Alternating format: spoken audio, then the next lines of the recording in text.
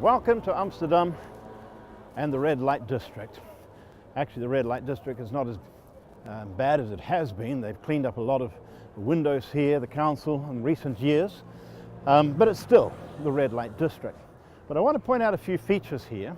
Behind us we see this big church. It's called the Oude Kerk, the Old Church. This was the original heart and soul of the city's living room. And right next door, perhaps you can see some red lights there where the women ply their trade. Now, over here, this building behind the tree with the white windows is called the Onze Lieve Heer op Zolder building. It's actually a church. It means Our Dear Lord in the attic. It's a secret church, a clandestine, hidden Catholic chapel, 3 stories high in a Baroque style. When you go inside, you're amazed at what you see. Now, further down, behind the next tree here, we see a red and white building with a sloping facade, and that is one of the several Salvation Army buildings in the city. And right down at the end there of the canal, we see the towers of the St. Nicholas Church. St. Nicholas was the patron saint of the sailors, and the harbour is just on the other side. St. Nicholas, that is Sinterklaas in Dutch, from which we get Santa Claus. Now, this city, at the time of the Reformation, actually had 20 monasteries and convents within its walls. No wonder Erasmus said, what is a city other than one big monastery? Virtually half of the city was taken up by monasteries and convents. Now, I'm saying all of this to make this point. The story of Jesus, the Bible story, has actually been the single greatest factor in shaping this city's past, and that's true of Europe as a whole as well. Now, in fact, the story of Europe can be told as a love-hate relationship with Jesus. Sadly, today, there's less of the love relationship evident. On paper, Europe looks very good. In fact, in Operation World, in the World Christian Encyclopedia, the figures of 500 million European Christians are mentioned. Now, that sounds pretty good. That would make Europe the most Christian continent still. But in reality, Europe has become the post-Christian continent. Where are these 500 million Christians? In France, for example, there are more spiritist healers than there are doctors, lawyers, and priests combined. Europe has become the spiritual pygmy of the continents. In China, there are more Christians there than all the Germans living in Germany. In Brazil, the Assemblies of God Church has more members than all the evangelicals living in Europe. Nigeria has more Anglicans than England and America combined. And in Korea, there's one church with a membership equal to the population of this whole city. Europe, indeed, has become the post-Christian continent. Leslie Newbigin puts it like this. He says the difference between a pre-Christian pagan and a post-Christian pagan is the difference between a virgin and a divorcee. He said that's why the post-Christian world has become the greatest missiological challenge of our times. And he was talking primarily about Europe.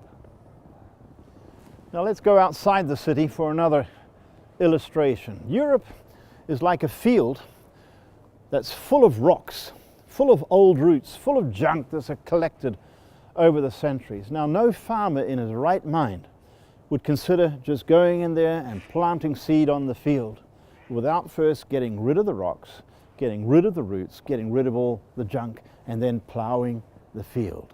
This is the situation we find Europe in today. Many Europeans may say they're finished with God, but is God finished with Europe? Is there still hope for Europe? And the answer to that we can find in the Lord's Prayer.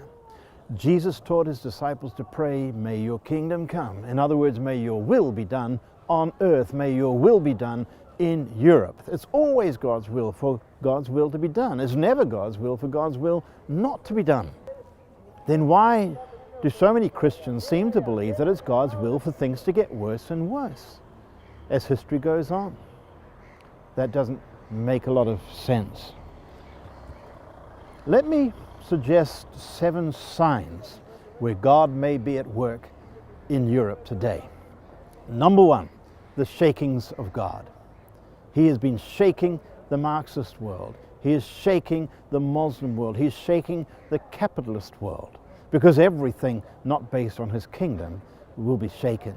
Number 2, the spiritual hunger that we've seen over the last 10, 15, 20 years, sometimes evidenced in a hunger for new spirituality, but nevertheless a spiritual hunger.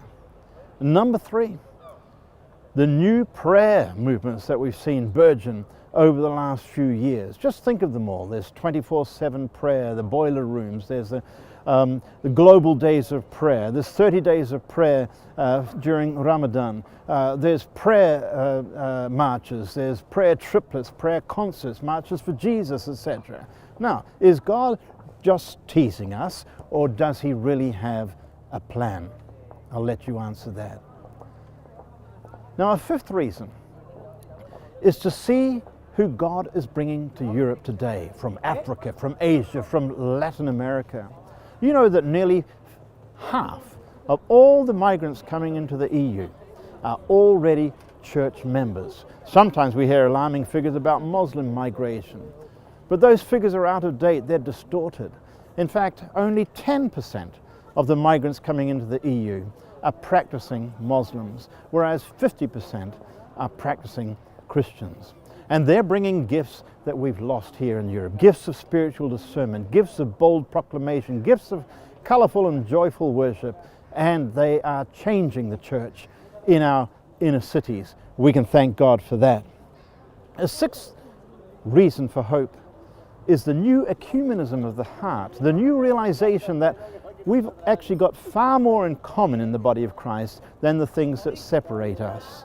This is a unique period of church history that we're experiencing today.